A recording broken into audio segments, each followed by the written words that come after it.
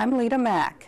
In this interview series for Co-op Month, which is October, we're exploring the world of cooperatives. Now, across the nation, there are all kinds of cooperatives. We have healthcare, we have housing, we have food, we have education, childcare, financial services, whatever. Whenever there is a need across the country, there are people who think about, how can we do this with a cooperative? And when we look at Greenbelt, we see many cooperatives where we have discovered that the cooperative way is the way to find education for your children, housing for yourself, food if you go to the grocery store, health care, financial services, whatever. A cooperative being a business that is owned and controlled by the people who use it, benefit from it, that's something that we like to see in Greenbelt. We have all kinds. We even have the city itself participating in a purchasing cooperative to get supplies. Now today we're going to be talking with Tom Jones, and he's going to tell us about a somewhat unusual cooperative. People haven't heard too much about it. I've heard about it, and every time I mention the name, people say, what is that? And we're going to talk today with Tom Jones, board member of Rapidan Camps. So Tom, why don't you tell us, where is Rapidan Camps, and what's this connection to Greenbelt? Well, a little bit of history first. So Herbert Hoover, when he was president, was the first president from west of the Mississippi River. He couldn't go home on weekends. And so he wanted a place to escape from the busyness of Washington. And before Camp David existed, he built his own camp. And 2 miles down the road, in what is now surrounded by Shenandoah National Park, is another camp that was built for his cabinet members.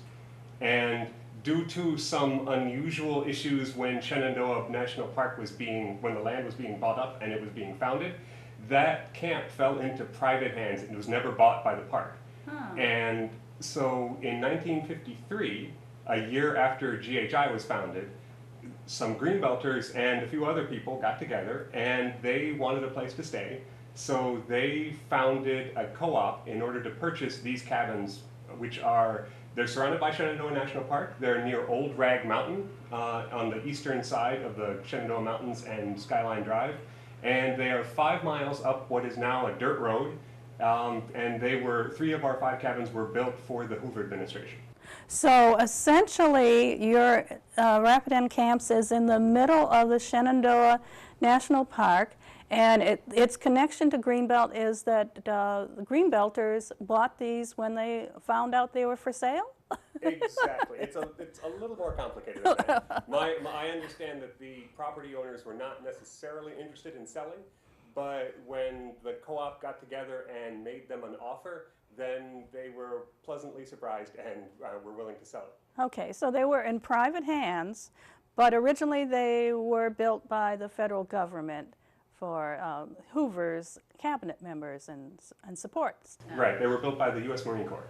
Okay, so that's the co-op connection and the Greenbelt connection. So it was just a year after we had established Greenbelt Homes, the housing co-op. Mm-hmm. So we have our homes here, well, a little bit outside of the urban area in 1953. But if you wanted to get away from the big city, I guess you went to Shenandoah. Yeah. Exactly. And some of the same people who founded Greenbelt Homes also founded Rapidan Camps. Bruce Bowman, who was one of the signatories of the mortgage contract that started GHI, was also one of the signatories of the Rapidan Camps contract. Another Greenbelter family that was very closely involved were Thomas Ritchie, mm-hmm. And Bruce Bowman's wife actually was the registrar for Rapidan Camps into the mid-1980s. Oh goodness! So there was a long connection here with the Bowmans, and I remember the Ellie Ritchie because she was my first neighbor when I moved to Greenbelt. So that's the connection. Now, how did you get involved with Rapidan Camps?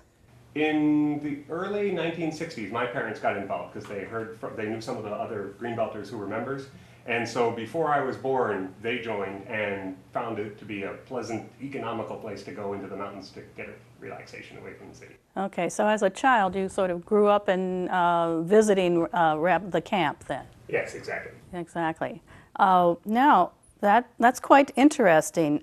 Do you have any friends that you've made through the camp that you see there year after year after year? Yeah, well, there are a number of our friends from down here in Greenbelt are also members.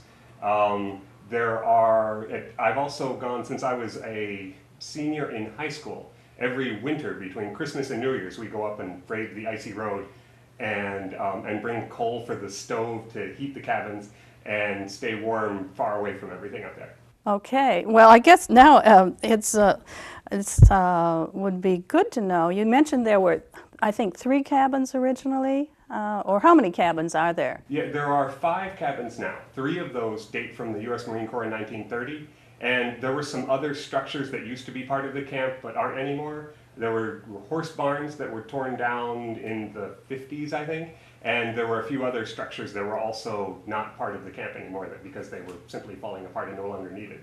But there was one cabin that burned down in 1992, and we replaced that one.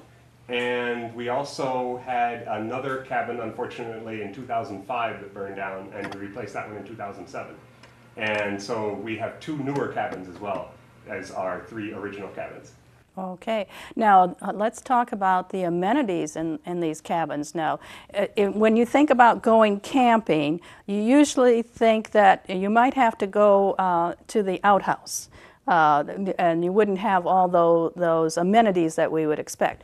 What are these cabins actually like? Well, each cabin does have a bathroom. Oh, that's a good thing. And yes, 4 of the cabins have bedrooms as well, and those beds are provided with mattresses, but campers always bring their own bedding, their pillows, their towels. There's no maid service. There's no linen service. We pack in and out our trash. However, the bathrooms have running water when the temperature is above freezing, usually from April through October. And we also have electricity almost all the time. It's not quite as reliable as it is in some places, but we found it generally reliable. Okay, so you do have electric lines then, that you do have electricity most of the time. Talking about water, you have water when it's above freezing. Does that mean that you have to winterize your cabins or do anything, shut off the water? As I remember, my family used to have a cabin up in northern Michigan, and we would have to turn off the water in the wintertime. And then turn it back on. Yeah, every October and November, volunteers go up and shut the water off and drain all the cabins to make sure that the pipes don't freeze. Yeah, that'd be a good thing. Yes. That would be a good thing. And then do volunteers have to come back in the spring when they think it's warm enough and turn back? Exactly. Turn back. So what else do your volunteers do? Well, almost all the maintenance is done by volunteers. Everything from groundskeeping to replacing fixtures as they break or fail. When we have my brother is the chief plumber for Rapidan. He replaces water heaters and pipes, and occasionally we have water breaks and he handles those. And of course we have to replace plumbing up there. Things require a lot more maintenance in general than they do down here, where houses are a little more stable. When you have renters going in and out, and when you have mice and other wildlife nearby, and where sometimes weeks go by and no one is there, the maintenance challenges are a little more interesting, and almost all of our maintenance is done by volunteers. So your brother being the chief plumber, is that a title that people gave him, or do you have to apply to become chief plumber? No, he was a volunteer, and he also he used to be a master plumber, so he's quite experienced in all the intricacies necessary in order to do long-term effective plumbing. This sounds like what volunteering is all about. You have a skill, and then you share it with people. So, exactly. So, when I was a kid, I think I was like 8 or 9, my dad taught me basic electrical wiring, because at Rapidan there's single wall construction, there's no walls on the inside, so you can see all the wires. And so you can see how everything connects together. And he showed me when we needed to replace some light fixtures up there or switches or deal with other issues. He demonstrated to me how that worked, and so I learned as a kid how electricity works in houses. Well, that's a good, it's a good thing to know. Even if you're not going to be doing the electrical work yourself, at least you know how that works. What other kinds of volunteer activities do and I guess these are members what else do your members have to do? Well, not only do we have the buildings to maintain, which is a key volunteer role, but we are effectively a functioning business. We need to have bookkeeping done. We have a treasurer who's been hard at work and make sure that all of our taxes get filed properly, that we pay taxes to the state. In the past 15 years or so, our accounting requirements have gotten more significant because we've had more taxes show up that we have to pay. We also have we have a website that we maintain that has our rental calendar on it, and so that requires maintenance as well. And we're an ongoing business concern, so we also need to make sure we communicate well with our members. So we have a secretary who produces newsletters and distributes them as well to the membership and maintains the membership roster. Okay. Well, that leads me to ask, how many members do you have? I believe we have 116 members currently. Those are family memberships, where something like with GHI, where a couple can have one membership between them, or you can have a single membership for one person. Mm-hmm. And, well, about how much would it cost to become a member? Membership shares, they're cooperative shares, so you're buying one share of the cooperative corporation, are $800. And is that a one-time, Yeah, just that's like... a one-time, lifetime purchase, and that it's a share that you own. So you can sell it back, you can sell it to your children, you can transfer it however you might want. There's also a $50 a year maintenance fee that members pay. Okay.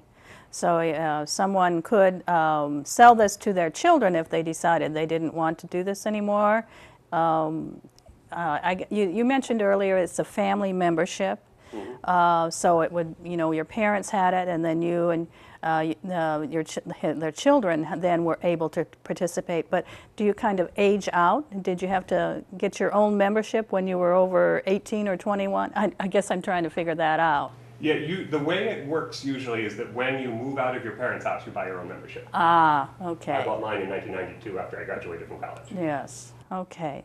Now, how do you decide, when are you going to go to the camp? How do you decide when to go, and how do, you said something about reservations. How do you do that? So there's a reservations calendar. It's a little bit like if you go to reserve a hotel, where you go onto the website, you see which cabins are available at which times, and members can see all of the availability and say, I want this cabin for these days, and then reserve them. Okay, and a member then that would be it. Exactly. Can non-members come? Yes, non-members are welcome. However, we need to make sure that non-members are familiar with what the camp offers. Obviously, once someone is a member, they're very familiar with it, but we've had non-members who thought that we had linen service, who didn't realize that it's a challenge for some people to drive up to 5 miles of dirt road to get to our cabins, that it's an unusual location, and sometimes people aren't ready for that. And so we have all non-members make reservations through the camp registrar. Uh-huh. And does the camp registrar then explain all of this to them? Yes, exactly. The camp registrar asks some questions, make sure they understand the process. A lot of non-members have stumbled across our camp because they're hiking in the Shenandoahs, or they go up with someone who's already a member and become familiar with camp that way. So those people already are aware of how things work, but we sometimes get people who find us on the internet, and so we want to make sure that all the non-members get their questions answered, and that we can make sure that they will be able to be responsible and take care of our slightly unusual lodging establishment. Because it would be, if you were thinking that you were going to be going out in the wilderness, but you were going to have maid service, that would be a kind of a disappointment. Exactly, yes. And I think you mentioned that it would even be a little bit difficult to get there if you don't have the right kind of car. Do you need something that can go over rutted, dirty road? Yeah, we have some members who take normal cars up there. We have I was there last month, and by coincidence we had 3 Honda Fits, And we also had a van that was a Honda van. And we have a small SUV that we have no trouble driving up the road in. But it also, because it's a dirt road, because it's a rocky off-road experience, you need to drive carefully.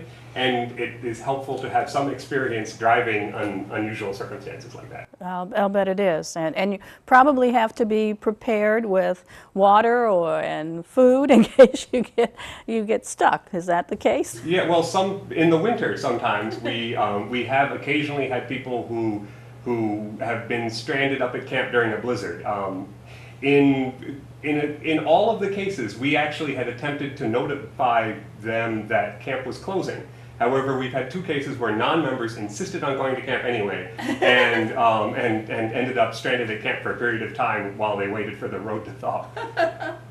I guess, is that road, you said it was 5 miles, isn't that what you said? Yeah. 5-mile dirt road. Does anybody maintain it, or is that your responsibility? No, the road is maintained by the state and the federal government. There's actually a stretch that you have to drive through Shenandoah National Park to even get to our site at all, because we're effectively surrounded. But portions are also maintained by the state, and so they come in, they grade it, but they don't provide regular snowplow service. So if it's snowing and there's a blizzard, you just have to wait for the snow to kind of melt, or so you can't get out or get in. Exactly, correct. Yes. So it would be quite an adventure, I imagine, to go out there and participate and enjoy the outdoors. Do you have any experiences with wild animals? Yeah, there are often deer in the area. There are often mice in the cabins. We have a few families of mice that live up there, and they take care of the place when we're not there. We also have had occasional experiences with bears. These are the Shenandoah eastern bears, so they're a lot more benign than some of the bears out west. But my niece was actually in the Rapidan River when there was a bear in the area, and she actually came into contact with him, and he accidentally pushed her over in the river. Oh my gosh! And I think she was 5 at the time. That would be a scary. Yes, but that is the only experience that we know of from anyone who's had an encounter with a bear up there. More often there are deer who walk through camp, or there are chipmunks or other small animals. Okay, all right. But that would be something that you would want to be, I'm sure you'd want to be aware of, when you're out there enjoying nature. Exactly. Yeah, enjoying nature. Oh, now I wanted to ask, when you're out there, the 5 cabins, and you have, are they usually full? Yeah. Summer weekends, they're almost always full. Always full. But during the week, there's a lot of availability, and during the off season, they're much less full. And the winter time. Yeah, in January and February, things get pretty quiet up there. Now, you said you shut off the water in the winter time, but you always go between the holidays. Right. So do you bring your own water, or do you turn it back on? Or? Right, we bring our own water and deal with everything there. So that's really camping then. Yes, exactly. Really. But it's still nice to have drains and toilets, and Yeah. you can take a shower with our own water there. Okay, but it would be cold water, but it's still. Yeah, exactly. Now, do you ever have any group activities? There are camps around the country, co-op camps, Camp Sierra in California, where they actually have times in the summer or in the fall where they have educational programs, and they bring people in, and then they do things like talk about the cooperative movement, and then they sing co-op camp songs. Do you do anything like that? We do twice a year. We have open work weekends, where we encourage all of our members to come to camp and help rehabilitate and work on mid and large size projects then. And non-members are also welcome to come up. It's a good time to see camp because when you come up for a work weekend, all of the cabins are open. If you rent one cabin up at camp, you won't see the rest of them, for instance. But when all of them are open, then you can see the entire camp. And so it's a popular time for people to become familiar with the camp and also meet a lot of members. We usually have one in October. This year it's October 3rd through 5th. And there's usually one in April, roughly mid-April as well. Mm-hmm. Okay. Now, we did talk quite a bit about, the volunteers and the activities that volunteers do. And you mentioned that you're on the board of directors. And I'm assuming that being a cooperative, a true cooperative, that you have elections and annual meetings and that you have a number of board members. So how does one become a member of the board, and how many board members do you have? Well, in order to be a member of the board, first you have to be a member of the camp, like every other cooperative. Sure. And so we have open elections. I believe every other co-op I'm aware of is the same way, where any member can stand for election. We have our annual meetings usually in April or May, and at that point members can run for board. And then once the board has been elected, the board members themselves turn around and elect the president, vice president, secretary, and treasurer. And how many board members do you have? Oh, there are 7 board members. 7 board members. That's a pretty typical number for a co-op business. And as you mentioned earlier, you are a business. You do have to pay your taxes. You have to maintain the structure. Otherwise, falls down. And like when their cabins burned, you need to replace them, or you don't have that. Exactly. You don't have that anymore. Okay. What do you think has made the co-op a success? I think it's that a lot of people really love to go out in what is effectively the middle of nowhere, or at least compared to Greenbelt, and are willing to spend time for the common good, to work on camp and to make sure that things are functional, and to help the buildings and grounds and the organization continue to thrive. Do you have any particular challenges, things that you're looking forward to or not looking forward to in the future? We have been told that our insurance rates are very likely to go up soon. Oddly enough, after 2001, we were told by our insurance company at the time that we would potentially be a terrorist attack threat site, and that seems completely ludicrous because we're a very remote location. I'm sure that any national security analyst would be quite happy if they decided to attack us instead of a more prominent site. There's no media out there. It takes quite a bit of work to get there. I think the insurance company was just eager to raise our rates, and that was what they said. So our insurance rates are going up. Our property taxes are also going up, so we're trying to figure out how to balance our budget and still remain as affordable as possible for our members.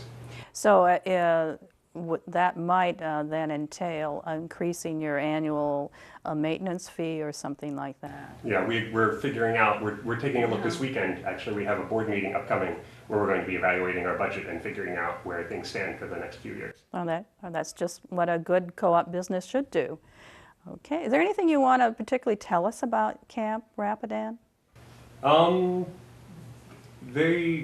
those of us who enjoy a wilderness experience and who like being out surrounded by trees and forest and away from people and in an area where cell phones don't work, the internet isn't there, then it's a very pleasant and relaxing place to go. Okay, so if someone wanted to join, or at least wanted to experience, at one of your work weekends, Rapidan camps, how could they find out about it?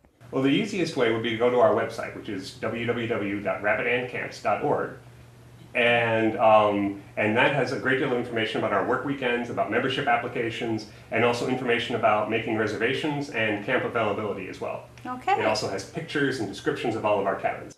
Oh, right. Pictures and descriptions, and then you can find out when it's available. So that sounds like a great thing for people here to do. And I want to thank you, Tom, for taking the time to talk with me, and I think also to share with the audience, because I think many people don't really know about Rapidan camps, and I hear questions all the time. So thank you. Yeah, thank you very much.